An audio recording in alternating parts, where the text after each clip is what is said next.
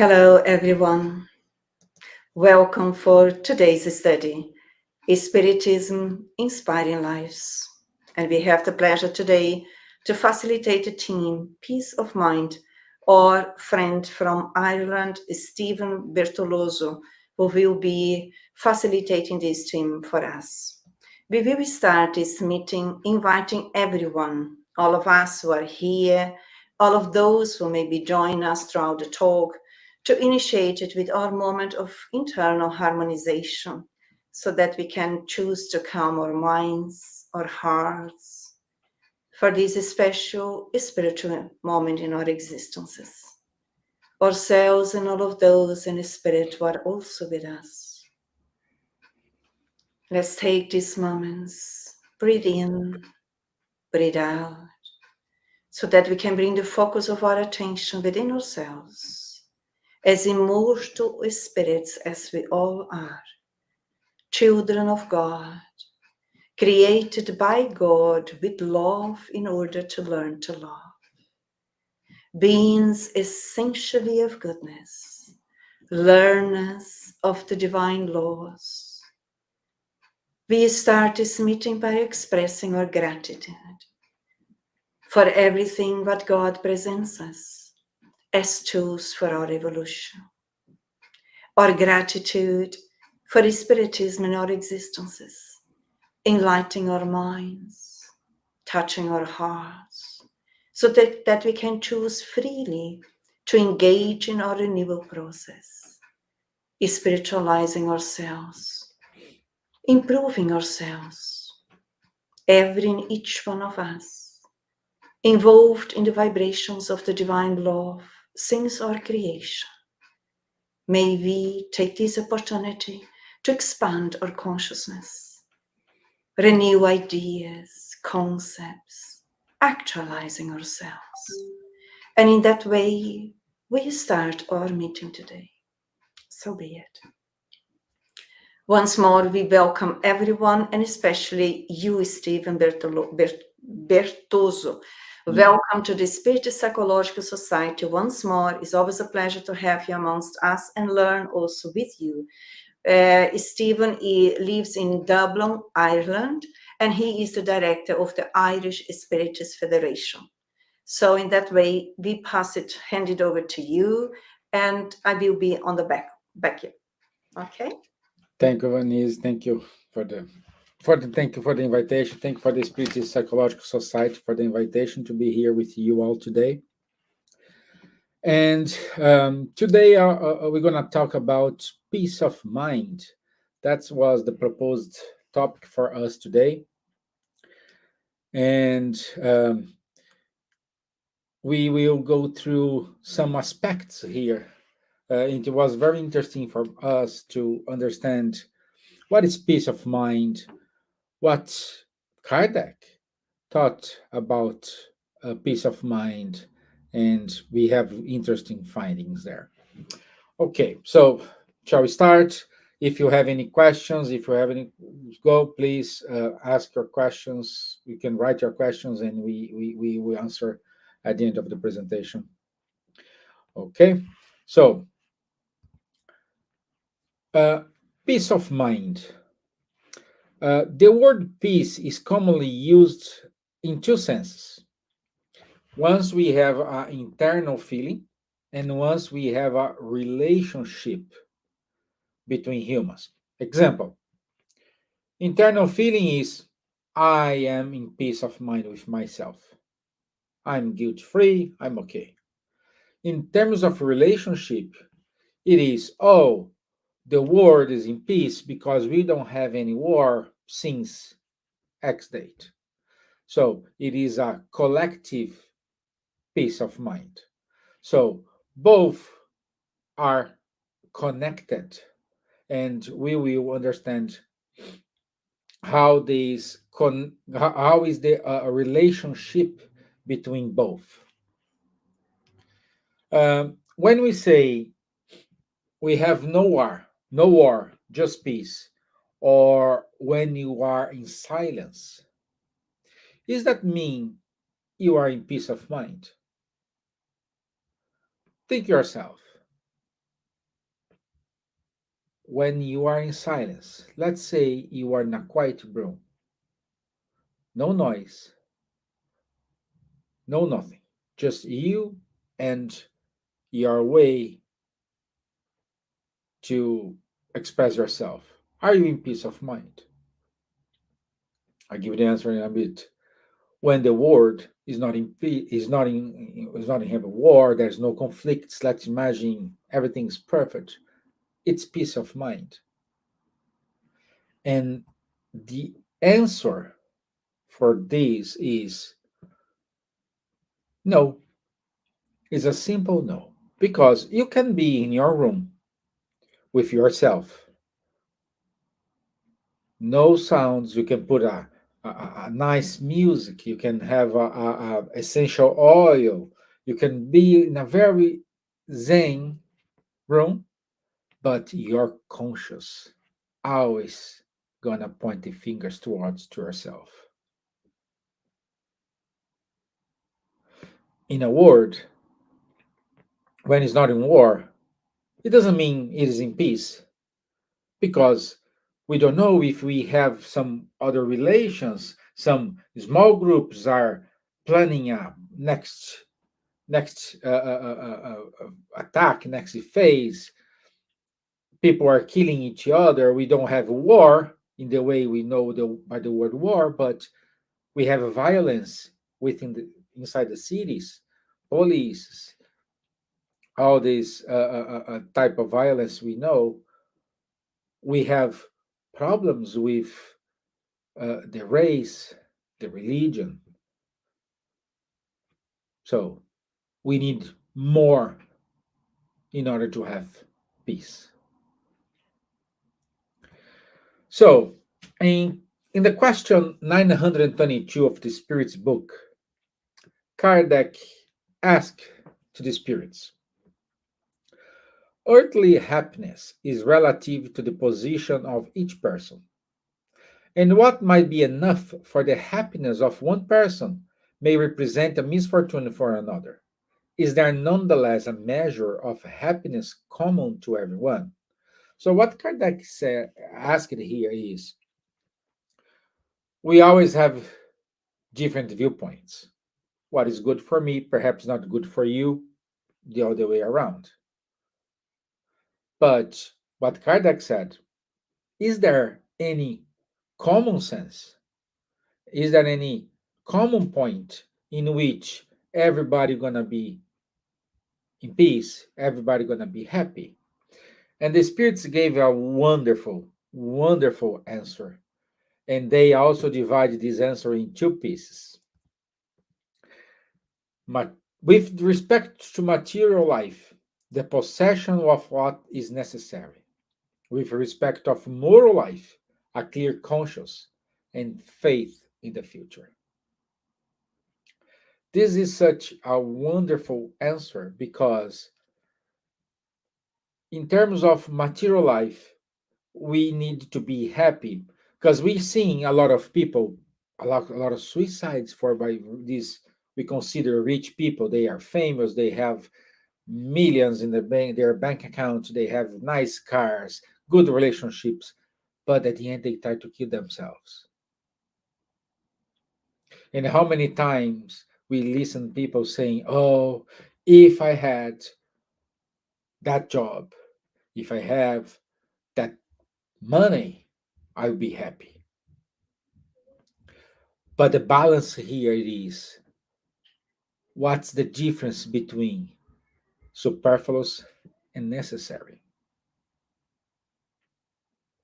This is a topic for another discussion, but I just want to bring this to you. We need to reflect what is necessary and what is superfluous. The second part of the answer, it is the moral life, clear conscience and faith in the future. Clear, once you have a clear conscience, you are not afraid of what the future. You are not afraid what's upcoming to us. So once you have a clear conscience, You are more confident in yourself. It doesn't matter what comes. Hard times, good times, doesn't matter. Whatever comes, you will fight and you will prevail. And Kardec used to say, when you read the gospel according to Spiritism, Kardec said that evil is the absence of good. That is, most people do not do evil, but they also do not good. Let me give you a little bit more color about it. We are not doing our, let's say, our role. We are not doing good, and we are not doing bad. We are staying in the middle, in the fence. Instead of assuming a role, assuming, oh, I have my defects, I have these problems, I need to work these, or I am a good person, I am the same person inside the Spirit Center, outside the Spirit Center, inside the church, outside the church, inside the temple, outside the temple. But no, we always we of course, this is not, I'm just generalizing here, but we saying we are not assuming a position, and we need to. How many of you and me, including me, we go to the Spirit Center, to the church, to the temple, but we agree with the speaker. Everything the priest said is wonderful. Everything with the religious leader says is wonderful, so nice. All this makes sense. This is wonderful talking. I'm touched. I'm crying. I'm completely overwhelmed. But when we cross the door to the real world, to outside of the room we were, we don't practice it. You could be a terrible boss. You could be a terrible father, terrible friend, no patience, no commitment, always putting hard times to everyone, not being a good dad, not being a good mom, not being a good friend. So, what's the point? That's what Kardec saying here. Hey, you assume this position, go for it. And we have, and the moral part is like, we have good intentions, but you don't act to them. And to avoid the evil, we just say, oh, let it go, let it go. Let's be as it is, and everything is going to be fine. No, that's not the peace of mind. You're just avoiding the problem. And avoiding the problem, it means others are suffering. Some people is relying on your decision, but you're saying, no, let it go. This is one of the most important things we need to keep to ourselves. What is my position? Right or left? What is my position? What I want from my life, what I want from my marriage, what I want from my course, what I want from the Spiritism, what I want from any other religion, what I want. what I want to achieve, what I need to give for myself in order to receive from it. Those questions are very, very important to ask. But what gives us the clear conscious? According to the Spirit's book, a clear conscious comes from practicing the law of God. So, what is the law of God? Law of God, it is the lay of nature. And this is stored in our conscious. We know, we have this already. I don't need to tell you that kill somebody, it is against the God's law, because you know that. And once we are following this law of nature, law of God, we don't have any problems. The problems starts at the moment when we try to deviate from these laws. We are not talking about here laws from human laws, which is the law of traffic, the law of how to import, export. We're not talking about these laws because all the time they are changing, they are making upgrades, they are making this more current, they are doing no. Law of God, it is the same. It was the same from your grandparents, your granddad, for yourself, for your daughter, for your son, for your grandson. It will be always the same. Is unchangeable. And how to know I am practicing that law? By simple thing. Love. Do to the others what you would like they do to yourself. How many times have you think about, okay, I need to make a decision. I will follow this, but no, I won't do it. I prefer not do it because if I go pursue this path, I will hurt these and these people. No, I won't do it. Most of the times, what we think, oh, I will do it. I don't care. It's their problem. At least I'm doing the right thing. Okay, what is the right thing? And in order to know what is the right thing, I will call help from one friend, an Irish friend, well known worldwide, which is our friend Oscar Wilde. And he used to say, a man with a clear conscience probably has a poor memory. This is funny because like this happens more with the women, like when you have a discussion with your wife, she all the time say, oh, in 1987 when we are dating, you look to this, you did this to me. You don't even remember what you, men especially, you don't even remember what you ate 3 days ago. Can you imagine if you remember what you did to her?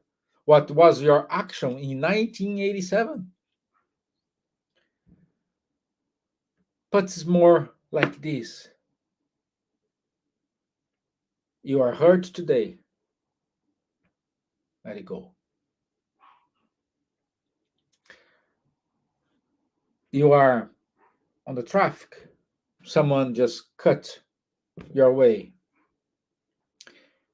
Instead of cursing that person, saying all that beautiful words we know you say, put in the position of that person. Perhaps he's in a hurry.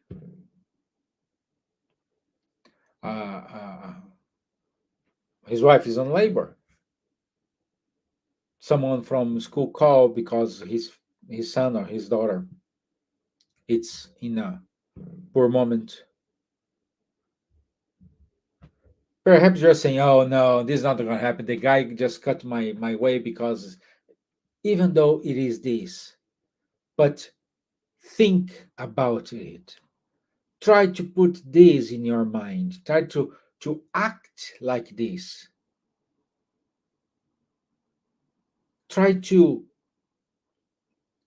uh, guide your thoughts to think like that.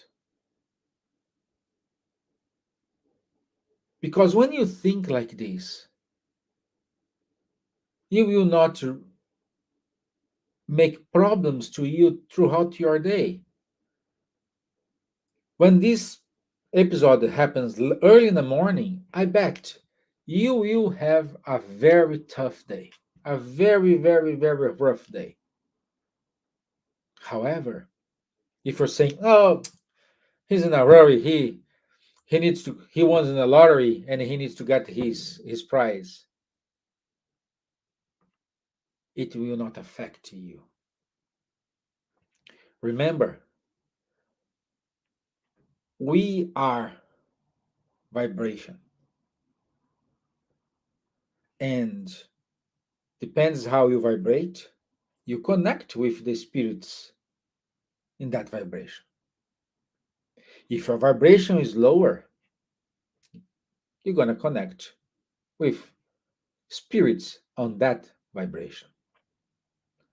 If your vibration is high, you're going to connect with spirits on that sphere. It's like tuning a radio. If you want to listen rock and roll, you just change the dial to a station in which you can listen rock and roll. If you want to listen classic music, you just tune your radio to the classic music. It's up to you. Nobody's pushing you, nobody's interfering in you. It's your decision which channel you want to tune yourself.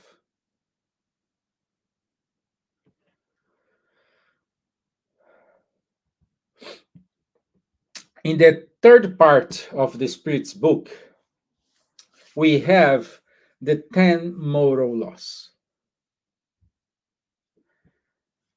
And in these 10 moral laws, Kardec was questioning the spirits about the behaviors, about how to connect ourselves with Jesus' commandments, how to practice that, how we will feel once we reach that level. And I would say this is a daily effort because perhaps sometimes, perhaps you achieve today your goal. You had a perfect day. You are really proud of yourself.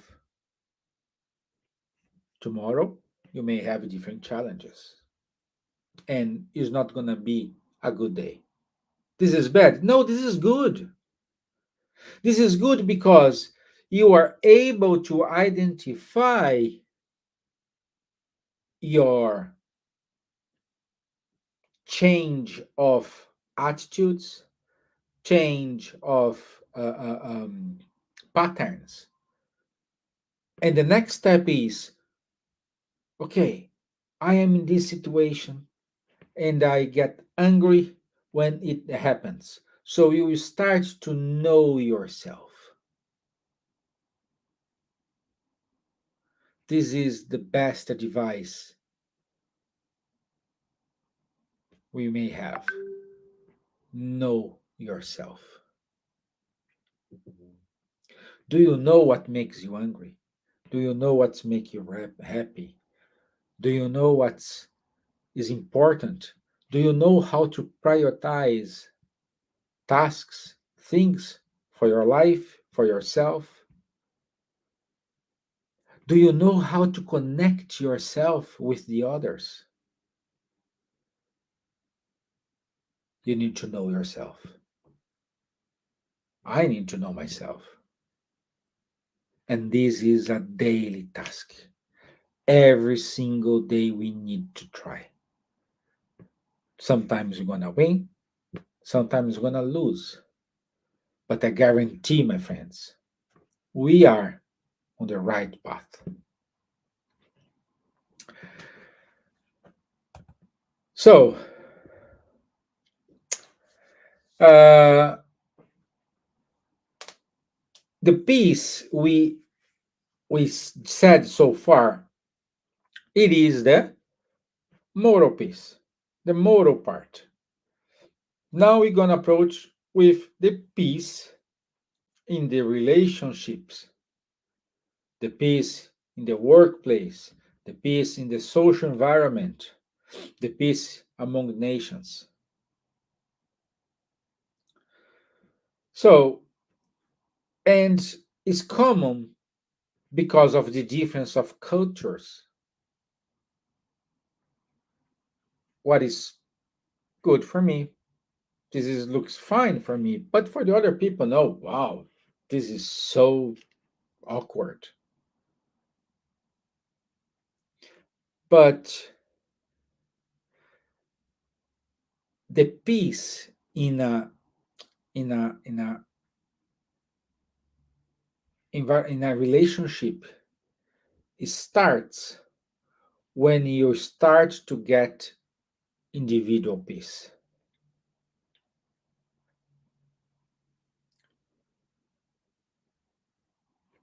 And once we achieve this moment, once we achieve this sphere, everything's changed. I don't want to be uh, uh, uh, go to the politics here, but if you wanted to change the world, start to change yourself. This is not, oh, this is saying this. I'm seeing these everywhere. I'm seeing this in movies. I'm seeing people talking about, but it's true, my friends. And I invite you to do a little exercise. Do an experience when you get home. Try at home, and I guarantee your wife, your husband, your kids gonna say, "Mom, Dad, you look different. What's happening?"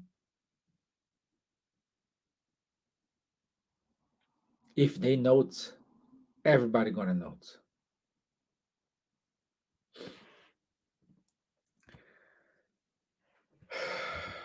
So no matter how much we try to maintain the peace in this work of putting God's law into practice daily, we cannot forget that we are in a world of trials and atonements, where selfishness, pride, envy, jealousy still prevail. So, in other words, we still have problems happen to us. And which is the fastest way to learn something when you have a problem, when you face a challenge, when you are struggling with something.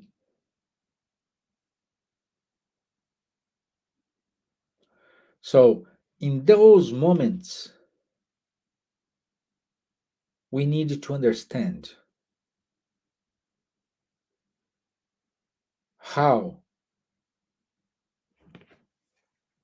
what's surrounding me is affecting me.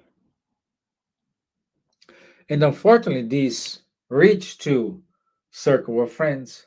Oh, those friends, I thought they were my friend, but I'm not feeling good when I'm with them. I don't have good feelings. And the other way around. Oh, when I'm near to that person, I'm in peace. I have good thoughts. I'm in heaven.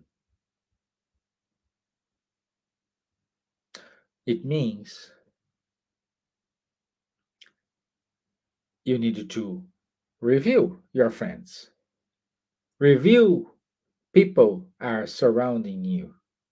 You need to understand that life is like a train. A train that's always keep going.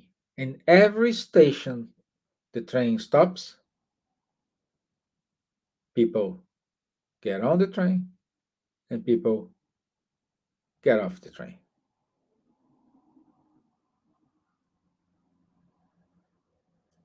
Think about it. And how many times we are holding those. They want to get off the train, but you are just hugging that person, saying, "No, no, no, no, stay with me, stay with me." But they want to go. Why you are afraid of? Remember, question 922, faith in the future. Holding someone, you are holding yourself to evolution, you are holding that person to evolution, and none of you are growing. And both of you are afraid of the future.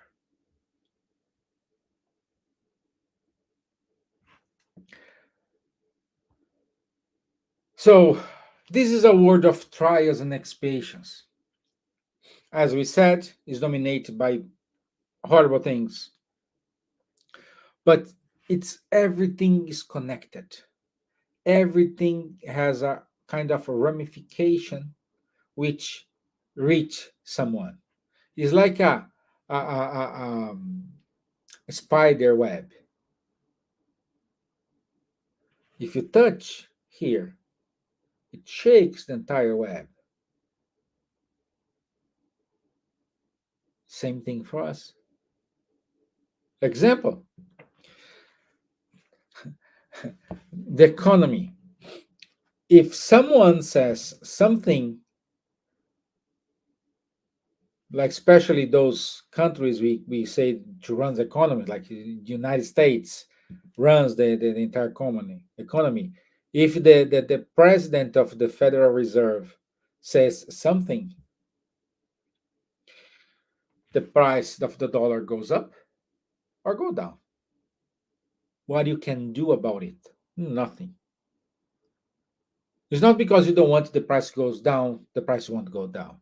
It goes down. This is not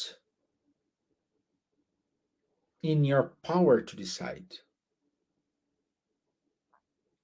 And saying this, I really invite you to divide your, let's say, actions in three categories. First one, category that I I can change, I have power to change, I can influence this. Second category, well, it's not on me. Oops, this is Google. Yeah, the second category, oh, it's not me, but I can influence the people. I can try. I cannot guarantee this is gonna happen, but I exercise some kind of influence here. And the third category, which is no. Regardless my will, I cannot I cannot do anything. I cannot change anything. So once you have these three categories, start to, oh, you have a problem. Yes, I have a problem. Okay, great. Is this problem something I can sort it out immediately? Depends on me. Oh, yes. So do it. Spend your energy, spend your time in order to resolve that problem. Then you ask, oh, is this problem something I can sort it out? No. No, but I know some people. Perhaps I can do something here. Go for it. And when it is something you say, no, I cannot do anything here, don't spend your time. And guess what? Where, in which these, among these three situations here, what is the situation we spend more time?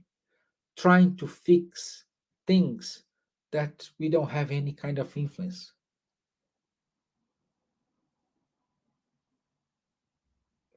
And we spend our time, we spend our energy, we get angry, we get out of our conscious, we try to, but it's not you.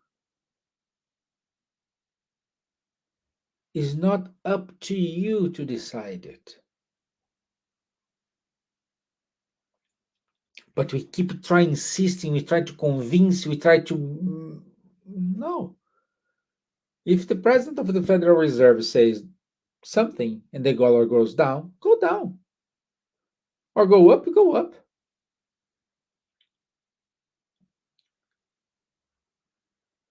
So you're saying I can pray for this not to happen? Yes, of course you can pray. But more importantly is pray for give you ammunition to deal with whatever comes. That's a good prayer. Give me resilience to fight to whatever comes, either good or bad. Give me the ability to deal with, to have the peace of mind to work with that.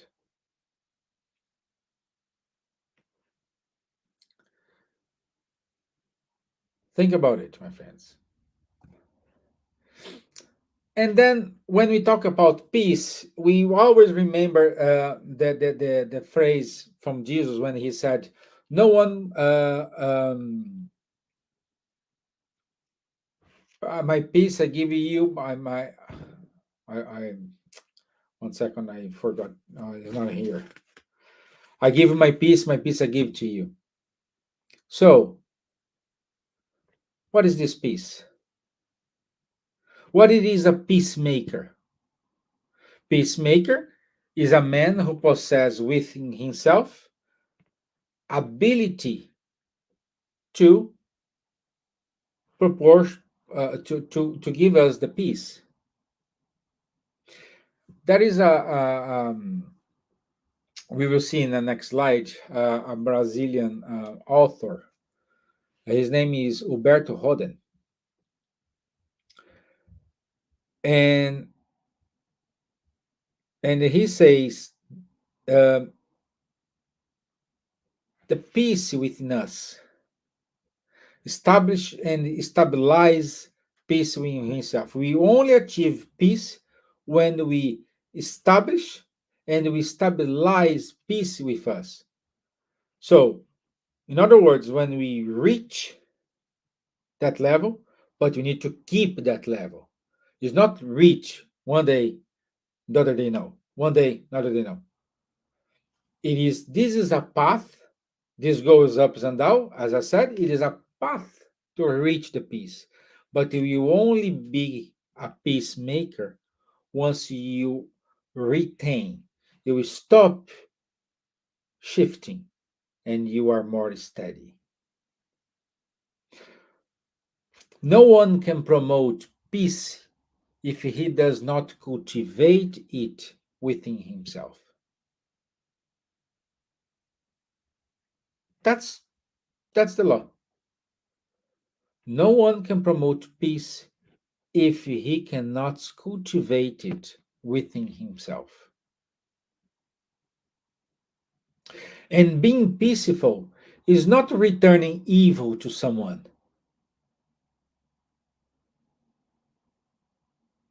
Oh, I didn't desire that person, a bad thing to the person, I'm at peace. No.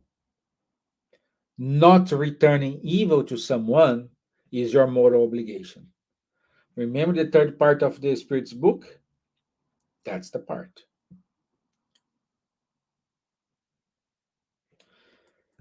And this is Roden. He born in 1893 and he passed away in 1981. And when he comments the phrase from Jesus, "Peace I live with you, my peace I give you," Roden says that the master left the following message: "I do not give it just as the world gives it. I give you my peace, that my joy may be in you, and your joy may be perfect, and no one will take your joy from you." For Roden, that's the message. In other words, it is: I give you all the tools in order to you conquer your peace. And nothing, anybody else, will leave you from that situation, that moment of peace. Doesn't matter what's gonna happen. Nothing gonna take you from that state, let's say. Let me go to the north. So it's important for us to differentiate, knows the difference between the internal peace and the peace between people and nations. It's important for us. They are correlated, but as I said during this presentation today, we need to work in ourselves. This is the first step. This is the first step. We need to do it right away.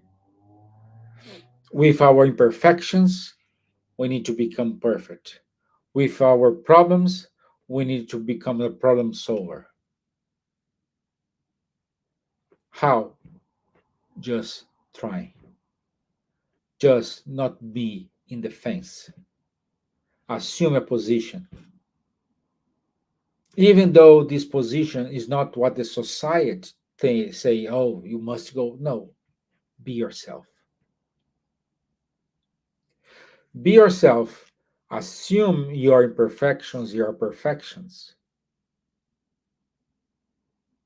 and work out to fix the imperfections or to promote your perfections.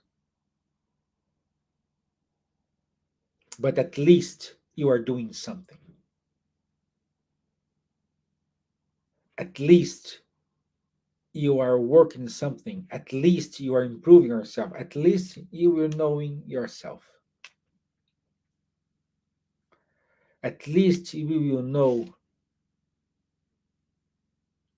how to deal with yourself. And my last message says, since individual peace is the cause and peace in social life is the effect, we only have one way to change the effect: consolidating the cause. We will only achieve peace in social life when this peace it is within each one of us, which is the peace of mind. Let's start with the small steps. Let's start with the things I can change. I am in control. And let's stop trying to control what we cannot handle. Once we start in doing it, the peace of mind, it is a consequence. Okay, my friends? So, follow the Spiritist Society of Ireland on Facebook and Instagram. I want to say thank you, Evanise. Thank you for the opportunity to be here. And if you have any questions, I'm here and glad to answer. At the moment, we don't have any question, but we are very thankful and grateful for your explanations and clarifications and our reflections today. Hopefully all of us are blessed by them. And as we're coming or reaching the final moments, I leave it up to you if you have any compliment to do. Otherwise, I would kindly ask you if it's possible to do the final prayer for us. Yeah, sure. Just saying thank you. I'm here in Ireland. We are here, the Spirit Society of Ireland. We do have meetings every other Sunday from 11 to 2 p.m. For those friends who are in Ireland, come to visit us. We are in Ringsend, and we are eager to know you, to introduce the Spiritism teachings, because we are learning together. Nobody here is to teach anything. We are here to share knowledge, and we are keen to share our knowledge and also receive your feedback. So, for the final prayer, I would like to invite everyone again to raise up your thoughts. Let's make connection with our mentors of the group, mentors of Ireland, mentors of London. Ask them to enlighten ourselves, to allow us to each day improve ourselves, get to know more about ourselves, to each day improve ourselves in order to canceling the noise that the world is trying to impose in ourselves. And let's listen more our heart, our conscious. Let's practice the law of love, regardless the religion, regardless the faith. Let's practice the law of love. And let's start with those who are surrounding us. May you all have a blessed evening. And once again, thank you for the opportunity. Thank you once more, Stevan, for being with us, allocating your time. We are very grateful, and also thank all of those who may be spending time being with us through these last minutes, and also those who later on may join this talk. We wish you well for your family as well. Much peace to all of you in Ireland, of the Spiritist family, and also hope to have future opportunities to learn together. In that way, we are coming to the end today. Much peace to all, and hope to see you soon. Bye-bye. Thank you. Bye-bye.